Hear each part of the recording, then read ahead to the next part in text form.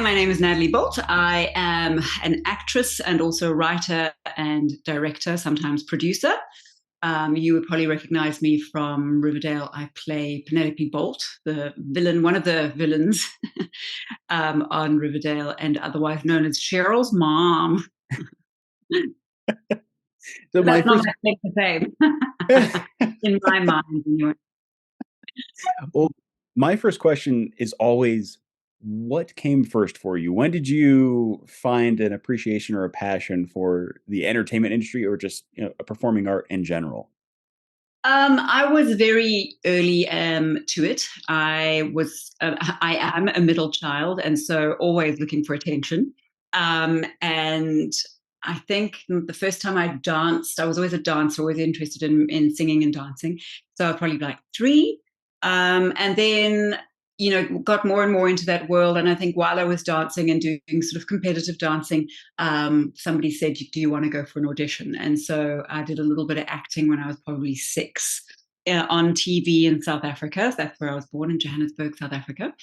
And from there, I think the interest was always there to perform and to be seen. I think that was the initial impulse, but I suffered a lot from stage fright, and so I didn't really want to be on stage anymore. I think probably from about the age, because I was a professional dancer. Even in my 20s at university, I did a degree majoring in the arts and drama, and that included dancing and physical theatre. But I just realized I just didn't have the stomach for it. And so when I had the opportunity to just do what I wanted to do, but on camera, that's when I really started to feel at home. I was a casting director for a while, and I was auditioning a lot of people, kind of going, "Oh, these people are, some of them are getting work, and I feel like I could do that." So it was just a lot of getting over my nerves, which is why I often, in when speaking to young people, because I speak to, all kinds of people who are especially Riverdale fans, there's so many shy people out there who think they don't have it, especially after these very destructive shows like X Factor and The Voice and whatever, where you've had judges kind of go, well, if you haven't found your thing by 15, then you're never going to make it. That's absolute rubbish. It took me a long time to get over my nerves. Um, and, here I am at this stage, kind of like really enjoying what I've achieved and being very comfortable in front of people and in front of the camera. So yeah, everybody has their own, their own speed at which they find their true calling, I guess. Yeah, and it's interesting that you brought up, having stage fright and then ultimately overcoming that in some way, shape, or form.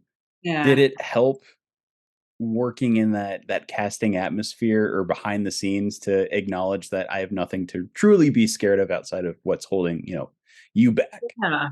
It's quite an interesting study when you look at everybody who performs gets nervous, and just wasn't a question that I'd asked as a kid. I assumed everybody else was fine, but everybody gets nervous, whether they have to talk in front of people doing a presentation or like at university or anything like that. People get nervous, and as soon as I realized that, that really helped me.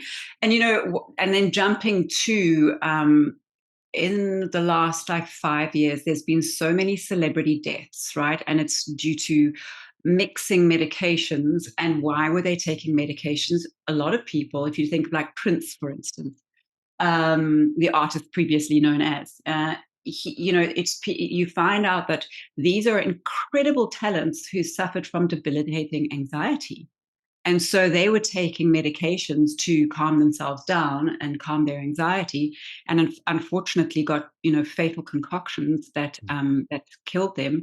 And you kind of go, oh, this is all part of us talking about how we actually really feel, which previously we were sort of taught to suppress. And then when people are brave enough to actually talk about their truth, you find out everybody is just trying to do their best and to appear confident, and I think in my case, I was also just taught like fake it till you make it.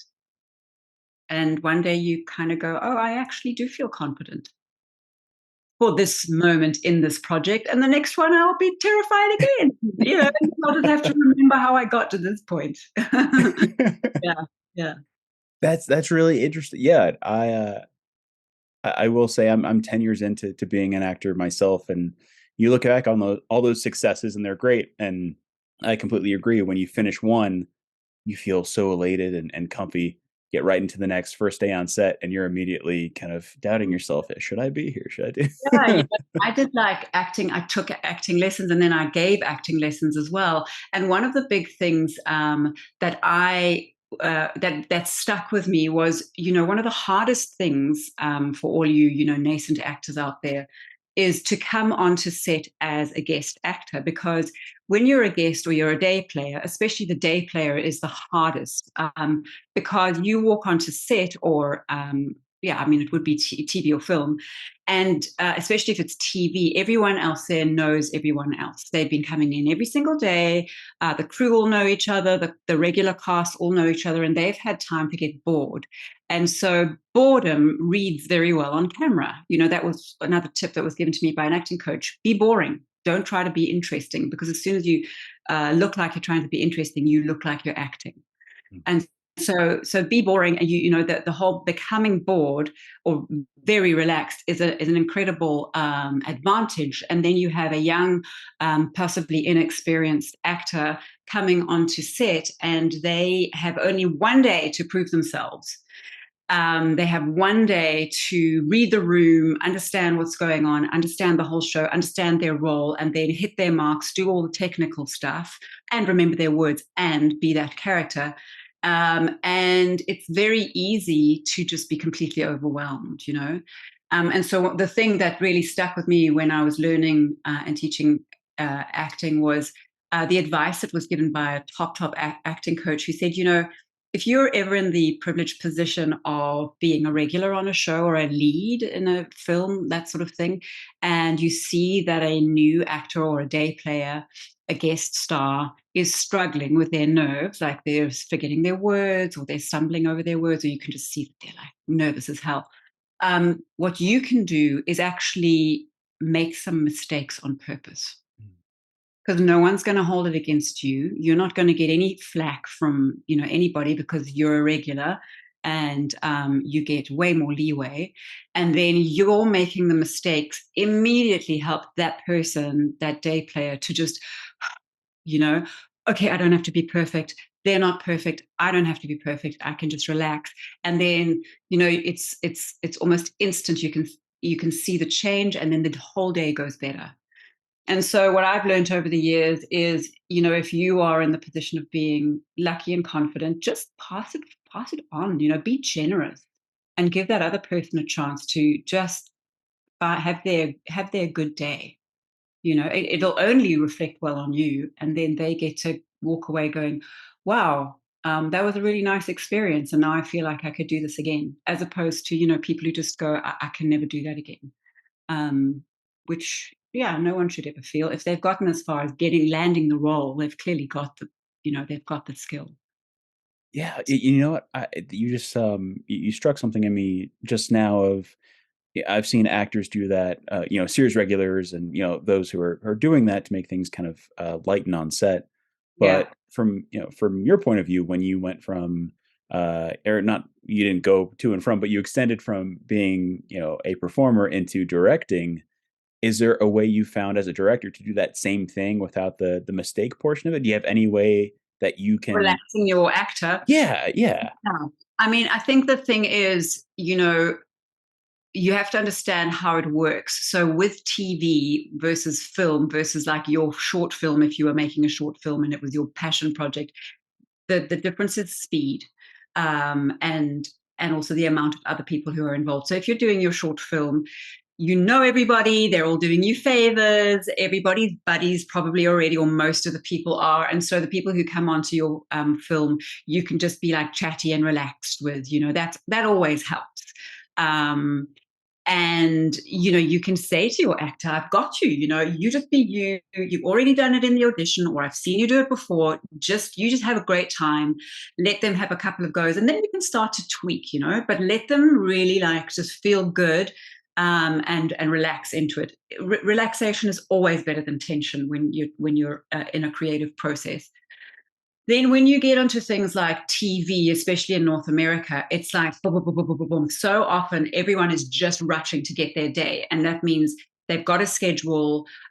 You've got a certain amount of scenes that you have to get through, and you have to be done by X time. Especially in COVID, there was no overtime.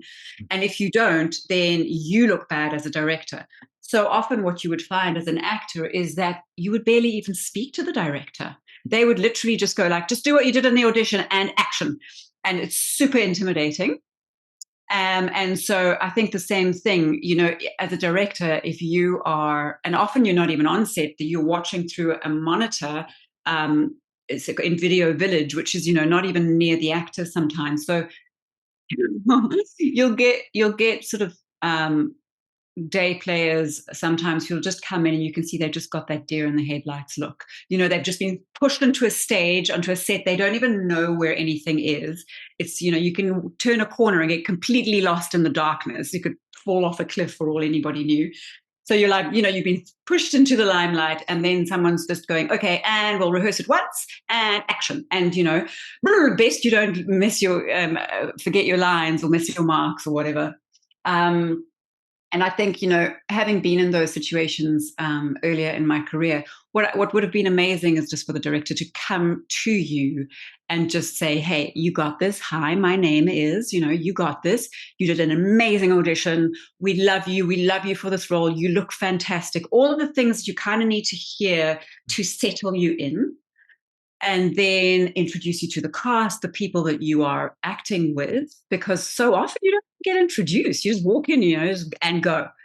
And then just taking, the few minutes, 1 minute sometimes, to just do that, so that the actor feels like not everybody is staring at them going, not very good. Another thing as well, and this again is for sort of people who are less experienced. Something that really helped me was when you walk onto a set, whether it's TV or film, so often you'll think that everyone is staring at you. You've got the camera people, the whole camera department, from the DP to the focus puller to the camera operator. Everyone's staring at you. You've got the lighting crew. Everybody's staring at you. Director is staring at you. Then you've got the sound people, they're all over you and, putting the boom in, staring at you. The makeup people staring at you. The hair people staring at you. Until somebody finally tells you they're not staring at you and judging your performance. They are all doing their jobs. So the camera people are staring at you because they're looking at the frame, and if they've got the right lens. The lighting people are looking at how the light is hitting your face and how they want to adjust that. The makeup people are making sure your makeup is good, and the hair people saying there's no sort of hair sticking, whatever. So while they seem to be looking at you to judge you, they're not looking at your performance at all. They're just as worried about their jobs and making sure that they're checked off as doing what they were hired to do.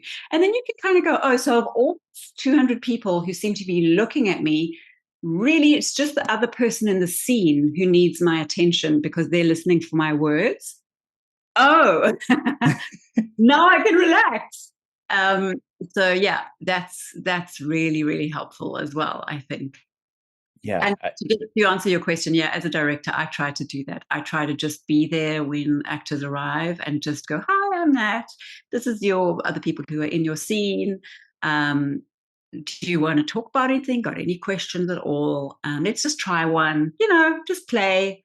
And then from there, tweak it and do the best you can to get your scene. And then another thing that I've found is very, very useful as a director, especially if you're working with kids or less experienced actors, because they're so focused on the words. And the words really aren't that important. It's the meaning behind the words. The best thing to do is to give them an action, so for instance, you have a little kid and they're sitting, eating, talking to the parents. And I've said okay, so your mission in this scene is to make sure you finish what you're drinking. So you've got a half a glass of juice. By the end of the scene, I want you to have finished that glass of juice. And so now instead of being like all in here, trying to remember the words and staring and like looking unnatural. Actually, all that kid is thinking about is the juice, like to say something, juice, juice. It's finished. Oh, good. I've completed my mission. And then you'll watch that back and you'll see that that kid is not is not looking like they're acting. They're involved in what they're doing, and which makes them look like they are being. And being is good acting. It just reads really well because, in reality, a child or anybody if you take a step back in anything you do in your day, you are never just talking. You are doing something else. You're like you're on the phone and you're wiping a surface, or you're like talking to somebody and trying to tie your shoe. You know what I'm saying? Yeah. And so, because we're always all multitasking in one way or another, being busy is a great way to just look like you are being, and then your performance is excellent. You're boring. You're boring because you're just being. And You're that's not standing still with an yeah. outlandish prop just to do Yeah. something. Oh, Yeah. someone's given you a pen. Like, I mean, I was in a soap opera in South Africa. That was sort of one of my bigger breaks that taught me how to become like relaxed in front of the camera. And, it was one of the many, many sort of eating scenes, talking at dinner. And the director burst in and she was like, "We give you props so you can use them. Eat your food, put like pour drinks, talk and cut and eat and mess around with your napkin, whatever. As soon as you do that, you look like you're involved in your own life. If you're just sitting there holding the fork because they gave you a fork, it doesn't look like you're involved in your life." Oh, yeah, good point. Same way with like, if you're wearing a wig, like people will say, play with your wig, play with your hair because that's what you would do in normal life. I mean, you saw how I was fiddling with my hair when we first started, and I'm like, where's that? Like, while we're talking. It looks like I'm a real human. Whereas if you have some wig put on and you're moving like a robot, you're like, that's not your real hair. There's so many little things that help.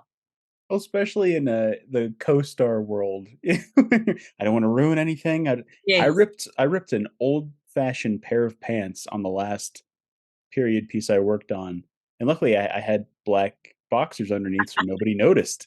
I didn't tell a soul because it's all time, time, time, time, time. Nobody saw a thing. It was great.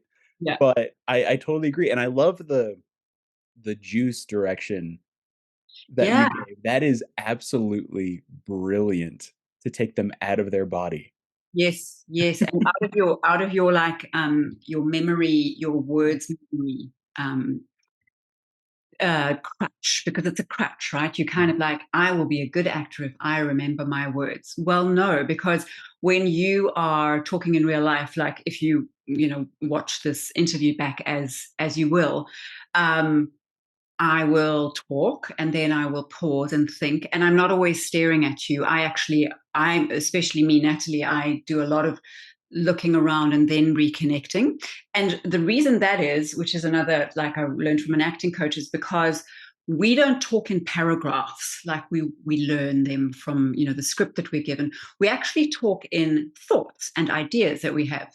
So you'll talk, pause as you think, probably look away, because looking away or up is when you scroll through your memories and you're scrolling through your brain.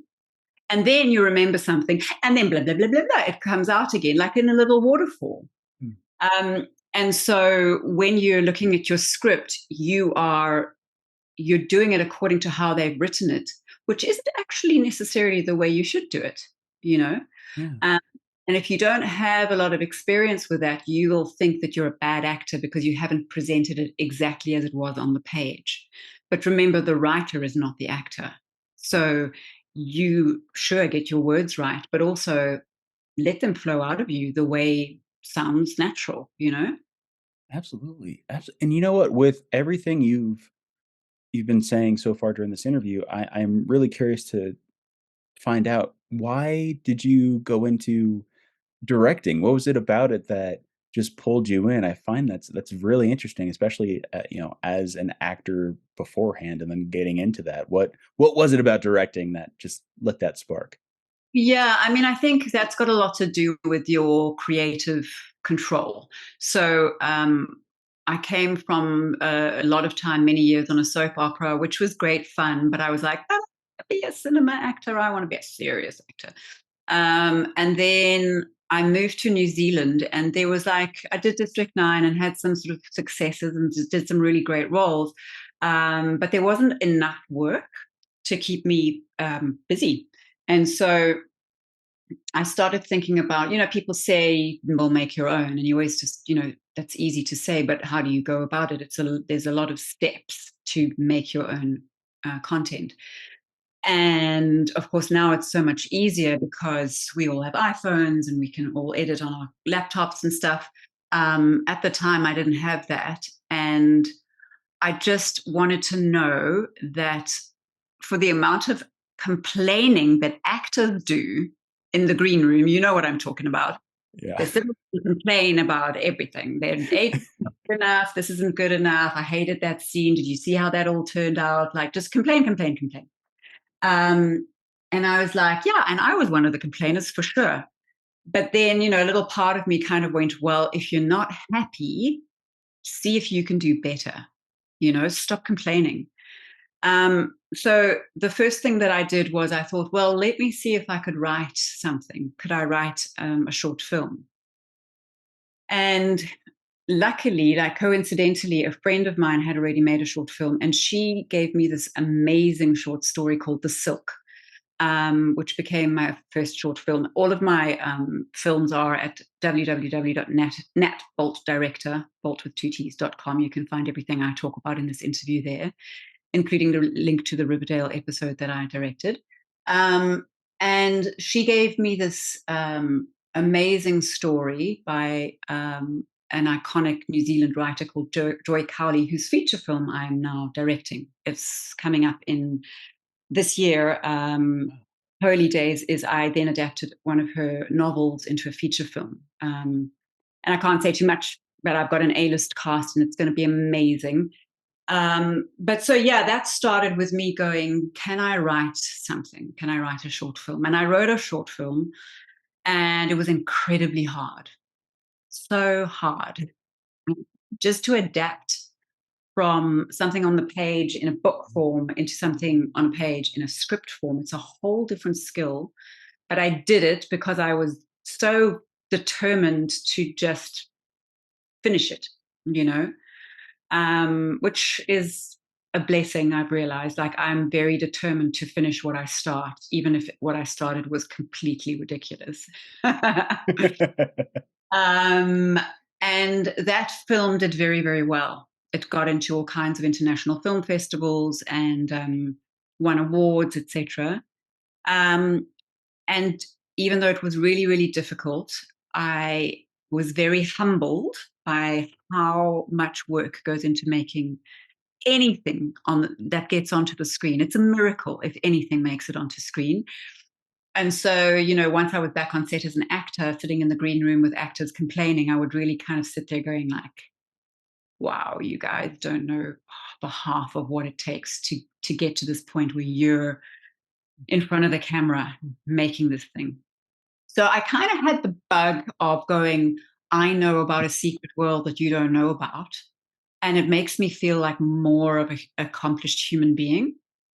The acting world can be incredibly superficial. And I also felt like I had more creative control when I made my film. And so that's pretty much how that started. And now these days, my advice to people who want to direct is, you don't even have to make a short film. How about you just write a scene? Mhm. Character A says this, character B says that. Make it 1.5 pages, and it must have a beginning, and middle, and an end. And read through it and see if you like it. But get to the end. Don't give up halfway. It's only 1.5 pages. Write it down. And since you're an actor, if you are an actor who started writing, you can read the characters out loud and see if it sounds right. And if you don't think it does, rewrite it and rewrite it until it sounds like something that you would like. and wouldn't complain about in the green room. um, and so, yeah, and then you can find another friend and you can just shoot it on your iPhones and you can edit it on iMovie or, whatever your kind of like version of that is. Really simple stuff, edit it on your phone. And then see if it gives you a thrill. Maybe you hate it. And if you hate it and you never want to go through that again, at least you know. But if you like it and it made you feel like you had some control over your life and you might want to tell a story through this, then you've opened a whole door that you can supplement your acting life with by going, I don't have to worry about the next audition or the fact that I haven't got an audition or the fact that I wasn't cast in whatever. I have this whole other world that really satisfies me and makes me feel like I have something to say. Because otherwise, you're really just somebody else's puppet. And so often it's not satisfying, you know? And so, yeah, that's what works for me. I love that. No, that it's such a beautiful way of putting it as well, to supplement it and to not be a puppet, which Yeah. every actor goes through when you're going through those periods of not booking, or you book something and it's so quick. Yeah. Then what's and then it's what's next? What Uh, It's never enough. That's what I yeah. told my other friend, my acting friends, even very accomplished people were like, it's never enough, is it? And you see people who've got all the awards and they've done all the stuff, and it's never enough for them either. So that's not a good state to be in. That's not a way to live. I mean, even my agent has said to me, actors are never satisfied. And I was like, yeah, I'm the first one to admit that. You always want more. And so, yeah, in order to live a life that is filled with satisfaction, which honestly, if you think about it, that means a happy life. Doesn't matter whether you're an actor or you're completely out of the industry. If you're in another industry, you just at the base of it want to feel happy, and to feel happy means to feel satisfied. So whatever it is that you need to balance with, like find your balance that like makes a whole. Otherwise, you always feel like you're half. Um, and with the acting world as well, even when you're doing incredibly well and you've had a great run, the thing is, acting isn't a stable trajectory. It's always like this, and sometimes it's like this. You know, um, and so there will always be down times, and you will always be you'll always find that there are times when you're left waiting. And what do we know about waiting? It's torture, right? It's torture. Um, so find something to fill the waiting times. Yeah. Yeah. What fills your waiting time outside of directing, outside of acting? What outside of the industry keeps you emotionally, creatively, mentally satiated and happy? Yeah, thanks for asking that. I mean, that's the thing. Like I fill my life with too much. I'm generally run off my feet, and that's my problem, my issue. But what actually calms me down is to be involved in the natural world. So, if people follow me on Instagram, I post all the time about saving old growth forests all around the world, especially where we are here in Canada, where there's just been massacres of forests. Um, and, being outspoken about climate and climate change is something I actually find I can't help myself doing. Like, even if I think like, okay, it's enough, stop, just concentrate on your work.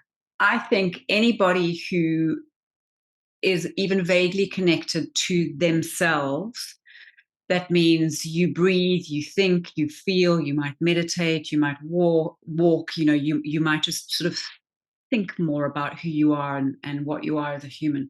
If you are like that, then we're in trouble, right? The world is really on a precipice and you can't ignore it.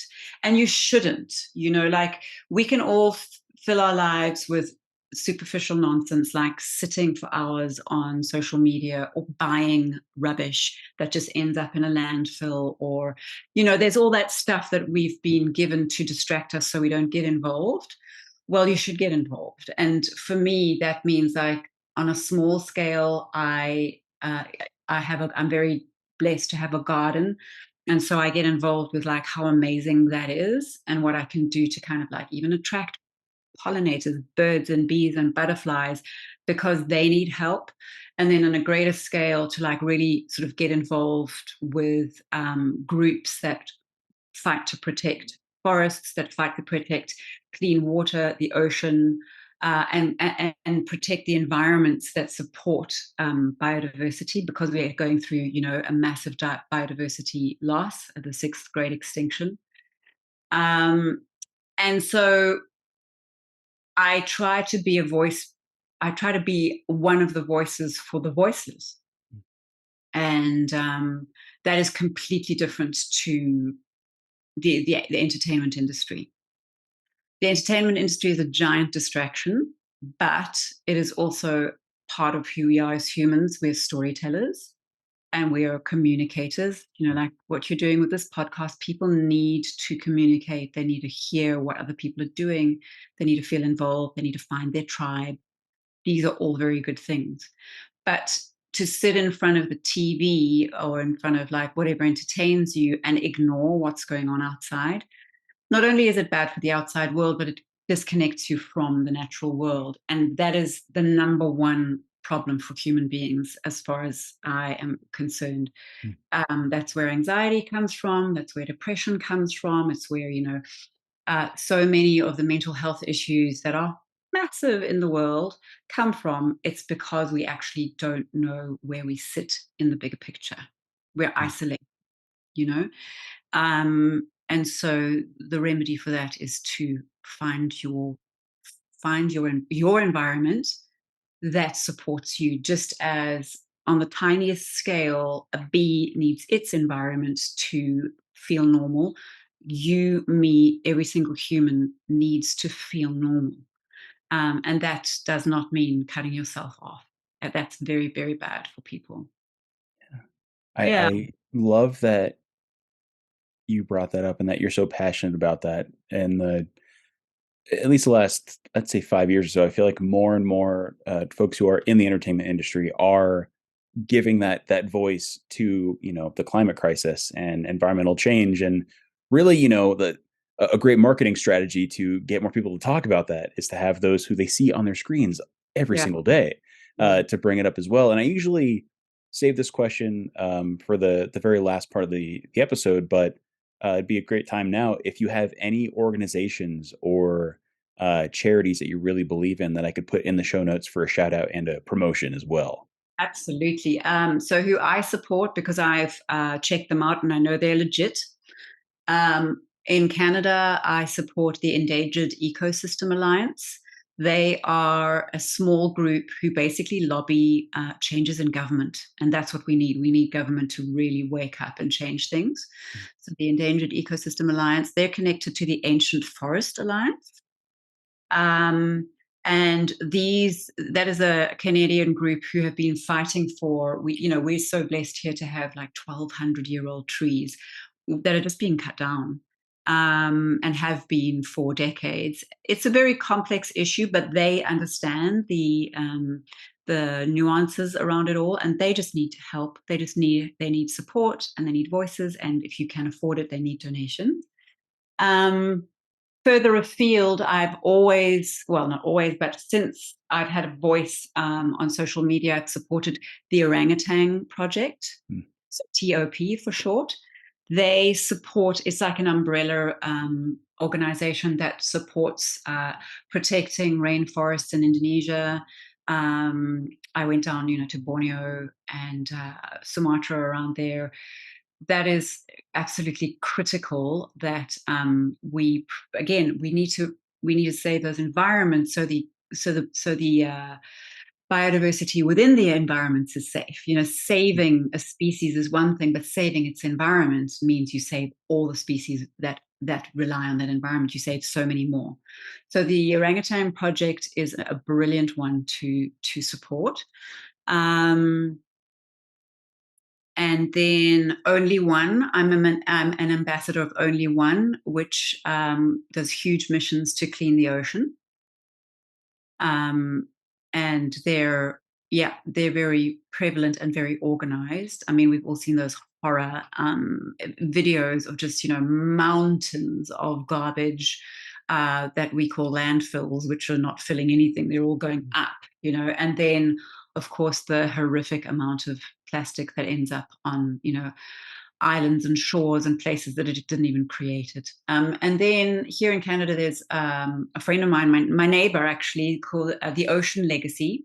And they're the ones pulling out ghost nets that trap all kinds of marine species, from dolphins to turtles to whales, that kill inadvertently because they're dumped out in the ocean, along with other plastic garbage. And the Ocean Legacy pulls all of that stuff out and recycles it into usable lumber, plastic lumber, or into usable items, plastic boats. They have an incredible, like, it's a full circle, get the plastic out of the ocean, turn it into usable elements, smaller particles, and then turn that into whatever you need. Um, Zero waste, basically. So those are the ones I'll mention today. And the idea is always to first do no harm, and to create like a closed cycle of, if I pick this up today, where's it going to go? You know, so in that sense, just to really think as a consumer what you're doing each day. Just next time you go and grab a coffee, do you really need that plastic cup? Do you really need that plastic lid? Could you be bringing your own? Or could you just, if you really want a cup of coffee, could you take the paper one without the sleeve, without the lid, and then put it in a paper recycle? It's so easy to just turn your brain off and chuck it. But if you think of, like, what's the next step for that item, it becomes really sad and depressing when you just think, well, that water bottle that you just chucked, that is now going to be somewhere either floating in the ocean or inside a landfill, not biodegrading for 1,000 or more years. 1,000 or more years.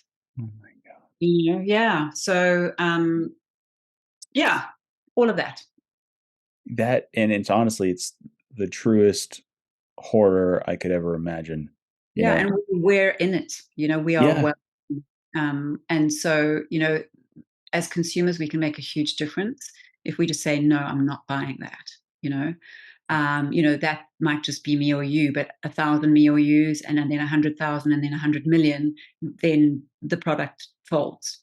The company goes out of business. And yes, that's what you want. You want the ones staying in business who have actually thought about the bigger picture, Yeah. whether it's textiles and microplastics and all of those things, whether it's toxins. Um, yeah, one of my big missions, I'm actually speaking to government next week, is around the spraying of pesticides that's done in North America. There is a horrific toxin called glyphosate, which is in, the common name is Roundup. Oh And no. yeah, Okay. and it destroys the human gut. So we know now that our gut is our second brain, and that's actually our bigger brain, and it's where all our feel good stuff comes from. It's serotonin and dopamine is all kind of like either introduced or preempted by the gut. Mhm. And if you're eating things sprayed in glyphosate, which about 90% of grains and fruit are, you're basically destroying not only your health, but you're destroying your wellness, your feel good. And there's just been like an explosion of problems. We have it in my own family, and the more research I do, the more it's just gobsmacking. So Yeah. glyphosate has to be banned, um, and for that reason, eat organic, and support the local producers near you who produce organic food. Yeah, you just, there's no question. It's You will I thank yourself at some point. Yeah, you would think after, I think I worked in a produce department for 2 years in college and never once knew about any of that. Oh my goodness. Yeah. It was like, Wow. it's so dark. It was something that was discovered in chemical warfare, and was then like, oh, but we could use this for food. Oh god. Of Yeah. course. That's the go-to. Yes. Oh, sorry. And just, I won't overload you. This is my last suggestion: is follow an amazing doctor called Dr. Zach Bush, and he will reiterate all the things that I've just told you. A brilliant mind, and he's someone who's now being consulted by governments as to like, what do we do? How do we get better?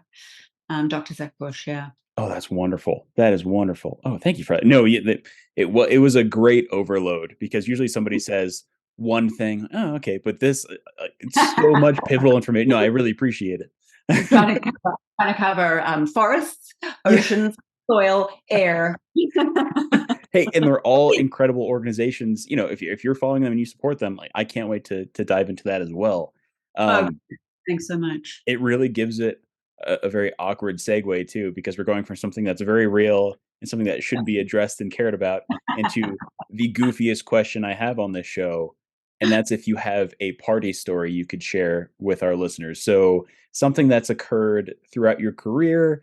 It's usually something pretty funny. It could also be a little scary, could just be outlandish, just an I mean, experience you had. parting or party story, like an It, embarrassing, this is what I did at a party. It's more of a story you would tell at a party. So something. So for me, my go-to is always my first trip to Sundance to promote a film, and something I experienced there that it was just a really crazy and made me realize, oh, this is Hollywood, and it's very, very insane. But just something that maybe stood out. Maybe you were starstruck. Maybe the first time you were directing and something Yeah. happened, or just maybe your experience working on the film Doomsday that I happen to be a really big fan of. Really? Yeah, it could be anything. Wow, yeah, Doomsday. That was with Neil Marshall. Yeah, I mean, do I have a story about Doomsday? Oh well, I mean, I got to meet Bob Hoskins, who was like, like just a total hero at the time. But no, that's not an interesting story. I think interesting story would be, I mean, this isn't an embarrassing story. It's more like a Riverdale story that was quite bizarre. So as people who know me from that show know, Madeleine Petch plays my daughter. And, in the story, it's sort of she plays Cheryl and I play Penelope, and I'm a terrible mother and all I do is torture her. But we were sitting together. And here's the thing. I had been speaking in an American accent for the entirety of the first part of the season 1 of Riverdale because I was too scared to admit to anybody that I wasn't American. I thought like I just would, if I popped out of the accent, I wouldn't be able to get back in again and, people would laugh at me. Because the lead of the show, KJ Apa, who plays Archie, he's Kiwi, he's a New Zealander, and he could just like pop in and out. He would just be like, oh, I'm Kiwi, oh, I'm American. And he could do that. And I was like, damn it, why can't I do that? And so to get good at it, I just stayed in an American accent the whole time. And I was sitting there, and Madeleine said she was actually born in South Africa. And I went, what? Don't lie.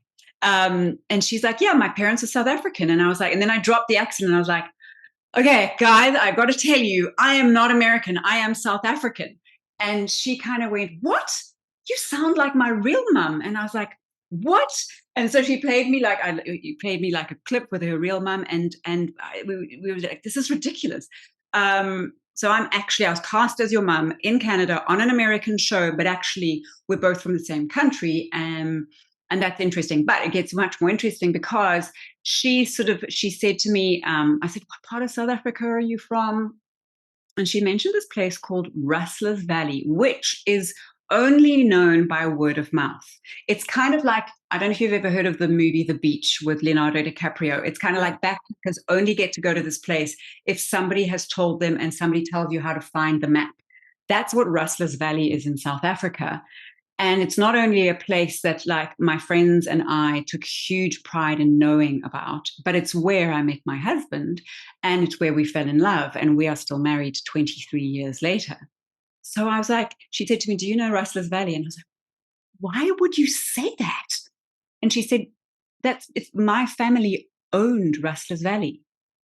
And it was just one of those, oh, just, you're lying. Like there's been microphones, there's been, CCTV cameras on me. Like you've been spying on my life. How would you know this? And she said, I was the little girl And when I was 6 years old, before we left South Africa and moved to America, I was like this funny little hippie kid with long red hair down to my bum. And I would always wear these rainbow skirts and I would twirl around on the dance floor where like this very sort of like secret word of mouth party used to gather. And we would like, have these amazing secret parties. And I just like stopped and went cold. And I kind of went, I saw you. I remember, it gives me goosies now.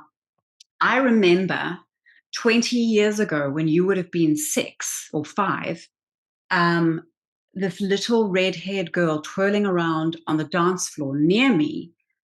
And I only sort of half remembered, but it was very clear in another memory, which was a local person there said, I'm making a book where the hero is this little red-haired sort of pixie. And she took me into her studio and showed me that 20 years ago. And Madeleine said, that was me. So we met in the weirdest way, in the most secret, out of the way, random, unlikely place 20 years before we were cast as mother and daughter on Riverdale. Weird, right? That is bizarre. Yeah. So I was like, well, something brought us together. It was obviously written in the stars somewhere. Isn't it crazy how the universe works? Too crazy. Like that was too crazy. They were just like, what are the chances? Less than 0.1%. Yeah. That it sounds like something somebody wrote into a film. It Wouldn't believe it if it was in a film. You'd just be like, this is silly. Yeah, this would never happen. That is a fantastic party story. Thank you for that. It just kind of threw me off a little bit thinking about how far back that was. Yeah. Hang on. This click. Yeah. That is bonkers. Yeah, no, I absolutely love that. I have no words for it. It was just really, I was fully hooked the entire time. And I just posted my last scene of Riverdale on my Instagram, where I say goodbye after 7 seasons, and then Madeleine comes sort of running out to give me a hug with all her like red hair flowing. We were like, bye. And it's quite, people have commented, it's so moving. And it's moving for more reasons than they even realize. Yeah. And that I've just shared with you. Yeah. Oh my God. I absolutely love it. I think I'm out of we've gone way over time, so I apologize for that. But I'm officially out of official questions. I have one last thing for us to do, and it's our awkward goodbye. But I do want to thank you for your time and just the amount of energy you put into this, which is great because sometimes, when you do a podcast, it's, just kind of here or there. This was an absolute blast. I just want to say I had a blast too. Thank you so much for inviting me. Yeah. It was great. This goodbye is really awkward. You first. No, I'll go first. Let's talk at the same time. Oh, bye. Bye. Yeah. Bye. Should we talk later? I don't know. Is it okay? Those glasses are killer, by the way. Are they really though? Yeah. Okay, now I'm embarrassed. I don't know what to do with my glasses.